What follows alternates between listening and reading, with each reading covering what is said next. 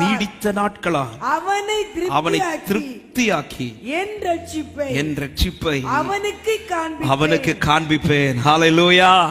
இந்த வசனங்கள் நமக்கு நல்லா தெரிந்த வசனம், பல முறை படிக்கிறது இல்ல. இந்த சங்கீதம் 91 மேக்சிமம் எல்லாருக்குமே காணாமல் தெரியும், சொல்லுகிறோம், சொன்னாதான் தெரியும்.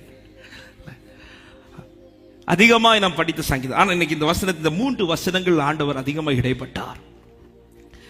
நமக்கு ரொம்ப பிடித்த வார்த்தை அந்த 15வது வசனம். அவன் என்னை நோக்கி கூப்பிடுவான், நான் அவனுக்கு மறு உத்தரவு அருளி செய்வேன், ஆபத்தில் நானே அவனோடு இருந்து. உண்மையிலே இந்த வார்த்தையை கர்த்தர் யாருக்கு பேசுகிறார்? நம்ம எல்லாருமே எடுத்த உடனே எந்த வசனத்தை சொல்லுவோம் தெரியுமா?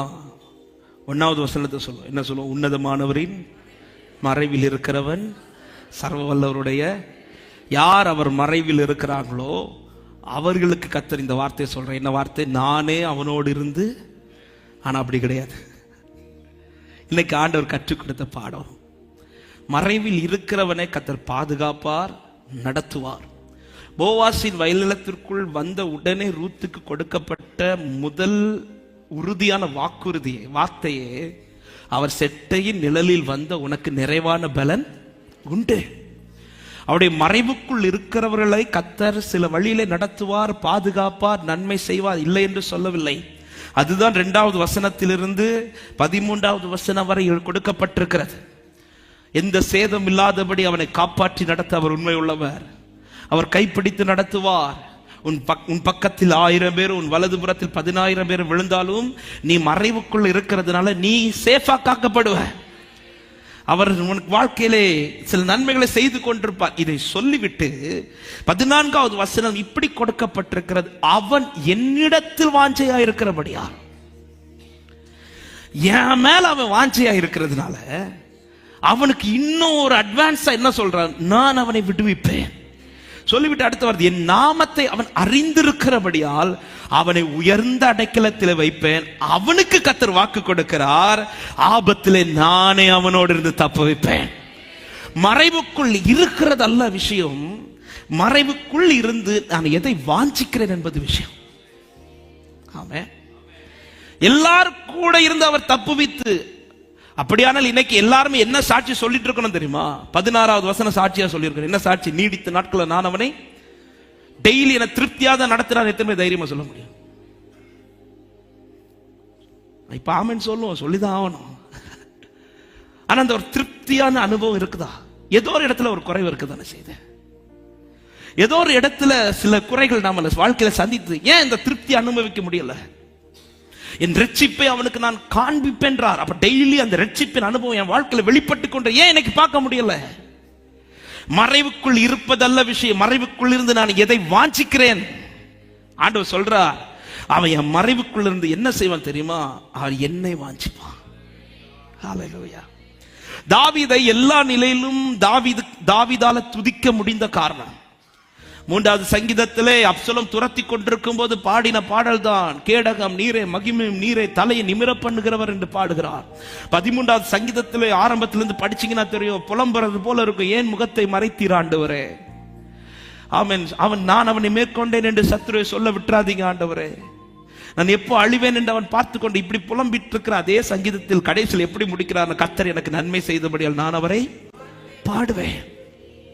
எல்லா நிலையிலும் தாவீதுக்கு எப்படி துதிக்க முடிஞ்சிட்டு இருக்குதுன்னா, 63வது சங்கீதம் எனக்கு ரொம்ப ரீசெண்டா ரொம்ப அதிகமாக நான் படித்த சங்கீதத்தில் ஒரு சங்கீதம். அந்த சங்கீதத்துல அதனுடைய தலைப்பு எப்படி கொடுக்கப்பட்டிருக்கிறது என்றால், தாவீது யூதாவின் வனாந்திரத்தில் இருக்கையில் பாடின சங்கீதம். வனாந்திரத்தில் இருக்கும்போது பொதுவா நம்ம வாயில என்ன பாட்டு வரும்? நீங்க என்ன பாடுவீங்க? வனாந்திர யாத்திரையில் களைத்து, இது நம்ம பாடும். ஆனா தாவீது என்ன பாடுறாரு தெரியுமா? தேவனே நீர் என்னுடைய தேவன், அதிகாலமே உம்மை தேடுவேன். எதுக்குப்பா தேட போற? வனாந்திர ஏது நான் மாறுறதுக்கா? இல்ல, இப்படியே பரிசுத்த ஸ்தலத்தில் உம்மை பார்க்க ஆசையாயிருந்தேன். உம்மது வல்லமையும் உம்மது மகிமையும் கண்டேன். ஜீவனை பார்க்கல உமது கிருபை நல்லது, என் உதடுகள் உம்மை துதிக்கும் அப்படின்றார். இருக்கிறது வனாந்திரத்திலிருந்து பொதுவாகவே நம்முடைய வாயில புலம்பல் தான் வரும். ஒன்னு கேள்வி கேட்போம், இல்லைன்னா ஏதாவது செய்யறதுக்கு சொல்லிட்டே இருப்போம். என்ன கேள்வி? ஏன் எனக்கு இப்படி அனுமதிச்சிங்கன்னு கேட்போம். அப்படி இல்லைன்னா என்ன சொல்லுவோம்? இந்த வனாந்திரத்தை எனக்கு தயவு செஞ்சு மாத்துங்க. இதுதான் நம்ம. ஆனா தாவீது என்ன சொல்றத, வனாந்திரத்தில் இருந்து வனாந்திரத்தை மாற்றுங்கன்னு கேட்கல. ஏன் வனாந்திரத்தை அனுமதித்தீங்கன்னு கேட்கல. வனாந்திரத்தில் இருந்து கொண்டு அதிகாலையில் எழுந்து கேட்கிற, ஆண்டவரே எனக்கு உங்களை பார்க்க ஆசையா இருக்கு ஆண்டவரே.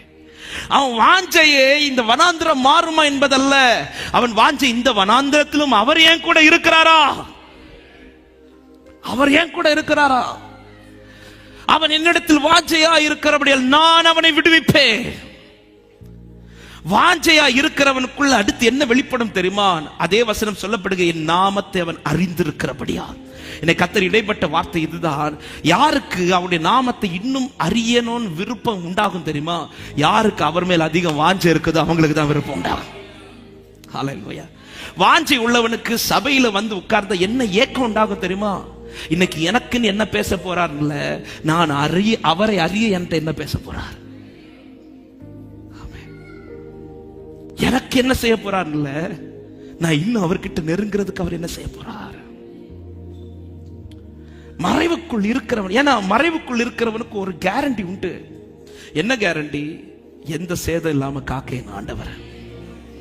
ரூத்துக்கு அதுதான் முதல்ல சொல்றான், நீ வேற எந்த வயலத்துக்கும் போயிடாத, இந்த வயலத்துக்குள்ள நீ இருப்பேனா உனக்கு எந்த சேதம் வராது, உனக்கு நிறைவான பலன் வந்துட்டே இருக்கும்.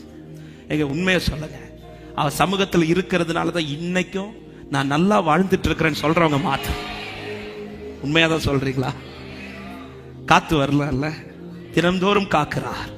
எத்தனை போராட்டங்கள், எத்தனை அலைகள், எத்தனை பலவீனங்கள், எத்தனை மரண கண்ணிகள், எல்லாவற்றையும் தாண்டி நான் நிற்க காரணம் அவருடைய மறைவுக்குள் நான் இருப்பதினால சொல்றவங்க மாத்திரம். ஹல்லேலூயா. இதெல்லாம் எனக்கு அவர் செய்வார், இல்லை என்று சொல்லவில்லை. இது ரூத்துக்கு மட்டுமல்ல அவர் சொன்னது. அந்த வயலிடத்தில் வந்து எல்லா ஸ்திரீகளுக்கும் இந்த வார்த்தை வந்திருக்கும். ரூத்தின் சரித்திரம் எழுதப்பட்டதுனால ரூத்தை பற்றி மட்டும் சொல்லி இருக்குது. அந்த வயலிடத்துக்குள்ள எல்லா எத்தனையோ ஸ்திரீகள் வந்து கதிர்புற எல்லா ஸ்திரீகளுக்கும் இந்த வார்த்தை போவாஸ் ஆரம்பத்தில் சொல்லி இருந்திருப்பாள். ஆனா ரூத்தின் சரித்திரம் முடியும் போது போவாசின் பக்கத்தில் அந்த உயர்ந்த ஸ்தானத்தில் யார் தான் வந்து உட்கார்றானா? ரூத்துக்கு தான் உட்கார முடியுது. வேற ஸ்திரீகளை அந்த வயலிடத்தில் உண்டு. மற்ற எல்லாருமே மறைவுக்குள் இருந்தார்கள், உண்மை. ஆனால் அவள் ஒருவள் தான் மறைவுக்குள் இருந்து போவாசை வாஞ்சித்துக் கொண்டிருந்தாள். அவன் என்னிடத்தில் வாஞ்சையா இருக்கிறபடியால் நான் அவனை உயர்ந்த அடைக்கலத்தில். 1வது அதிகாரத்தில் எல்லா ஸ்திரீகளை போலது நாம் அவளும் அந்த செட்டைக்குள் வந்தவள்.